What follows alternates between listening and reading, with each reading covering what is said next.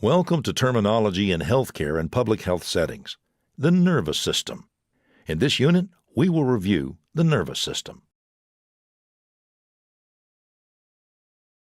The objectives for this unit, nervous system, are to define, understand, and correctly pronounce medical terms related to the nervous system. Describe common diseases and conditions with an overview of various treatments related to the nervous system. Let's start with a brief overview of the anatomy of the nervous system. The nervous system is composed of two major divisions, the central nervous system and the peripheral nervous system. The central nervous system is composed of the brain and the spinal cord. The brain is encased in the skull, and the spinal cord is encased in the vertebral canal. The brain has three protective coverings. These layers, or meninges, are the pia mater, the arachnoid, and the dura mater. The pia mater, the innermost layer, is a thin and delicate inside covering. The arachnoid is the middle layer, with subarachnoid space, which is filled with cerebrospinal fluid. The dura mater, or outer layer, lines the inner surface of the cranium, or skull. The brain and spinal cord receive, store, and process the body's sensory and motor data. They also control consciousness. There is also cerebrospinal fluid in the ventricles of the brain and surrounding the spinal cord. The largest part of the brain, the cerebrum, is divided into two major portions called hemispheres. Both hemispheres allow you to analyze sensory data, to perform memory functions, to acquire new information, and to allow decision-making.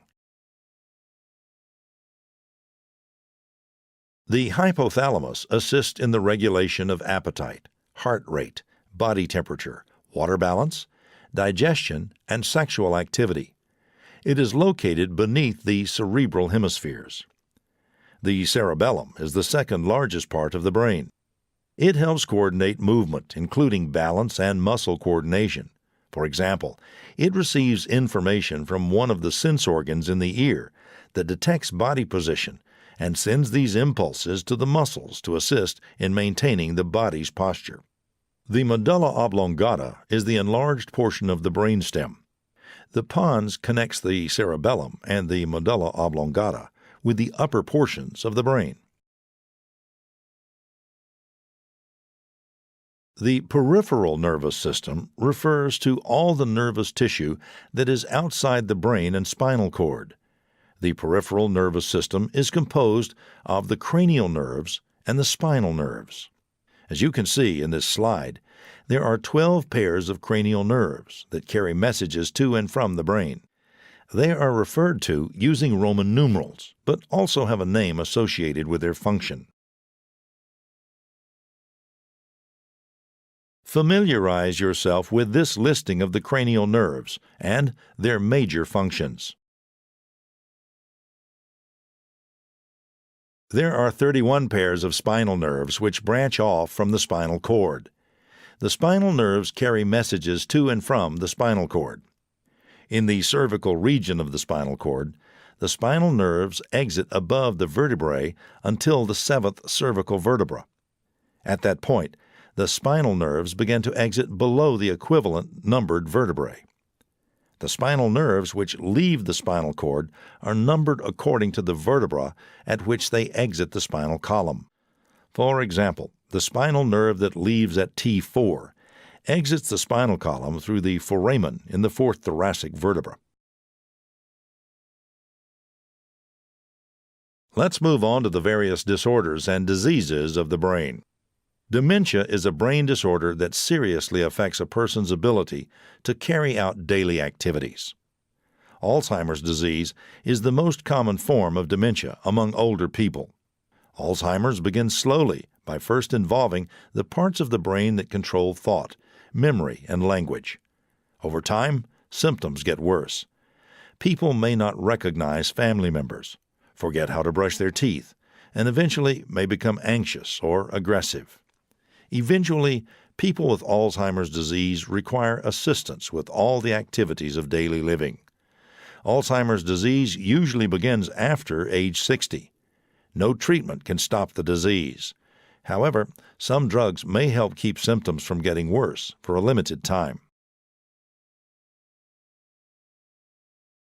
Another brain disorder involves an abnormal bulge or ballooning in the wall of an artery in the brain. This is called a brain aneurysm. Most brain aneurysms produce no symptoms until they become large and begin to leak blood or rupture. Symptoms may depend on where in the brain the aneurysm is located. Symptoms could include a droopy eyelid, double vision or other changes in vision, pain above or behind the eye, a dilated pupil, and numbness or weakness on one side of the face or body. Treatment depends on the size and location of the aneurysm, if infection is present, or whether it has ruptured or not. There are two main types of brain cancer. Primary brain cancer begins to grow in the brain. Metastatic brain cancer starts somewhere else in the body and moves to the brain. Brain tumors can be benign without cancerous cells or malignant with cancerous cells. Symptoms include headaches, nausea and vomiting, changes in your ability to talk, hear, or see, problems with balance, problems with thinking, muscle jerking, and numbness or tingling in arms or legs. There is no known cause for brain cancer. Treatment depends on the type of cancer and how advanced the cancer is. Another serious brain disorder is called epilepsy. Epilepsy is a brain disorder that causes people to have recurring seizures. The seizures occur when clusters of nerve cells or neurons in the brain send out the wrong signals. There are many possible causes of epilepsy, including illness, brain injury, or abnormal brain development. Sometimes the cause is unknown. Diagnostic tests include brain scans. There is no cure, but medicines can control seizures for most people. Other treatments include surgery or implanted devices, such as vagus nerve stimulators. Parkinson's disease is a disorder that affects nerve cells in a part of the brain that controls muscle movement. In Parkinson's, neurons that make a chemical called dopamine die or do not work properly. Dopamine normally sends signals that help coordinate movements. Symptoms include trembling of hands, arms, legs, jaw, and face, stiffness of the arms, legs, and trunk, slowness of movement, and poor balance and coordination. Parkinson's usually begins around age 60 and is more common in men than women. There is no cure, but a variety of medicines help reduce symptoms. A cerebrovascular stroke occurs when blood flow to your brain stops. Within minutes, brain cells begin to die. There are two kinds of stroke. The more common kind is called ischemic stroke and is caused by a blood clot that blocks a blood vessel in the brain. The other kind, called a hemorrhagic stroke, is caused by a blood vessel that breaks and bleeds into the brain. Transient ischemic attacks, or TIAs, occur when the blood supply to the brain is briefly interrupted. Symptoms include sudden numbness or weakness in the face, arm, leg, sudden confusion, trouble speaking, seeing, or walking, dizziness, loss of balance, and severe headache with no known cause. Treatment includes drug therapy with blood thinners. Arteriovenous malformations, or AVMs, are defects in your circulatory system. The circulatory system includes the arteries, veins, and capillaries that carry blood to and from the heart. An AVM is a snarl tangle of arteries and veins. It interferes with the blood circulation in an organ. The cause of AVMs is unknown, though they develop during pregnancy or soon after birth. The greatest danger is hemorrhage. Treatment is in the form of prevention and can include surgery or focused radiation therapy. Meningitis is the inflammation of the meninges, the thin tissue that surrounds the brain and spinal cord. There are several types of meningitis. The most common is viral meningitis, which develops when a virus enters the body through the nose or mouth and travels to the brain. Bacterial meningitis is rare, but can be deadly. Symptoms of meningitis include a sudden fever, a severe headache, and a stiff neck. Treatment can prevent serious problems, including death. Vaccines can prevent some of the bacterial infections that cause meningitis. Multiple sclerosis, or MS, is a nervous system disease that affects your brain and spinal cord. It damages the myelin sheath, the material that surrounds and protects your nerve cells. This damage slows down or blocks messages between your brain and your body. Symptoms can include visual disturbances, muscle weakness, trouble with coordination and balance, sensations such as numbness, prickling, and thinking and memory problems. The cause of MS is unknown. MS affects women more than men and usually begins between the ages of 20 and 40. There is no cure, but medicines may slow it down and help control symptoms. Physical and occupational therapy may help also. Bell's palsy is a condition where the muscles in your face become temporarily paralyzed. It usually affects just one side of the face. Symptoms appear suddenly. You cannot shut your eye, and your mouth droops. Symptoms are usually worst about 48 hours after they start.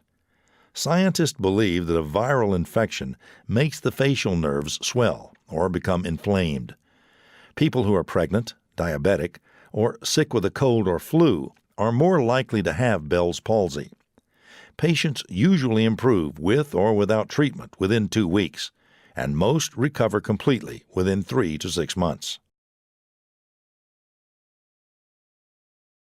The carpal tunnel is a narrow passageway of ligaments and bones at the base of your hand. It contains nerves and tendons. Sometimes the thickening of the tendon or swelling in the area narrows the tunnel and causes nerve compression. Symptoms include inability to grasp objects and sharp pain through the wrist and up the arm. Causes vary, but some are work-related. Women are 3 times more likely to have it. Treatment includes resting your hand, splints, anti-inflammatory medications, and surgery.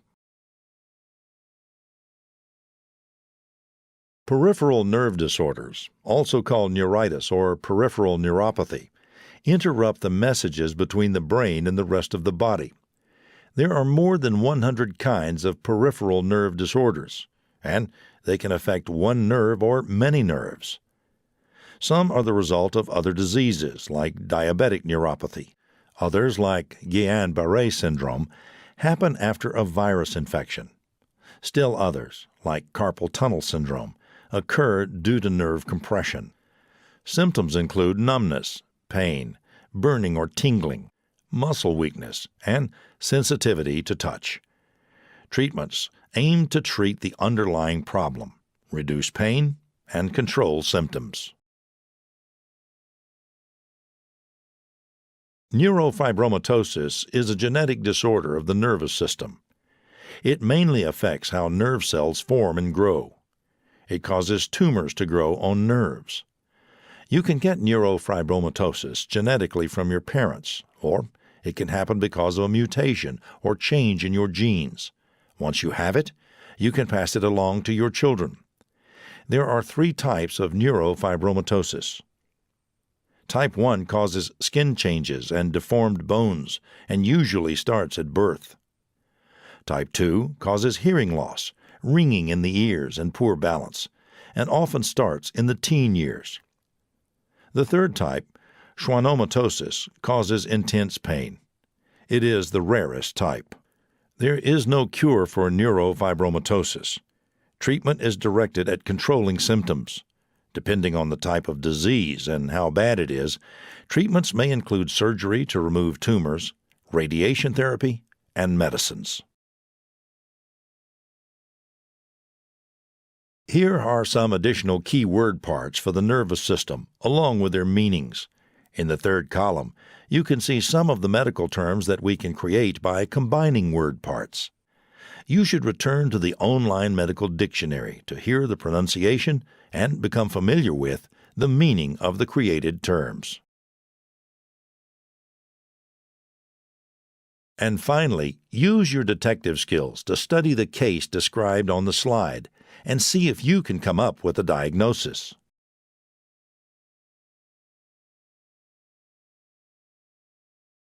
Did you guess an aneurysm?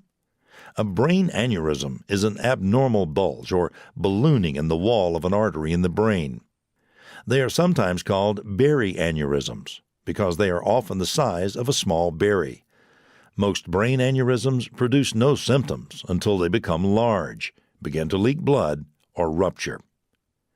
The symptoms associated with an aneurysm can include droopy eyelid, double vision or other vision changes, pain above or behind the eye, a dilated pupil, numbness or weakness on one side of the face or body. This concludes the nervous system. In summary, you should be able to describe and pronounce medical terms related to the nervous system. In addition, you should be able to describe common diseases and conditions with an overview of various treatments related to the nervous system.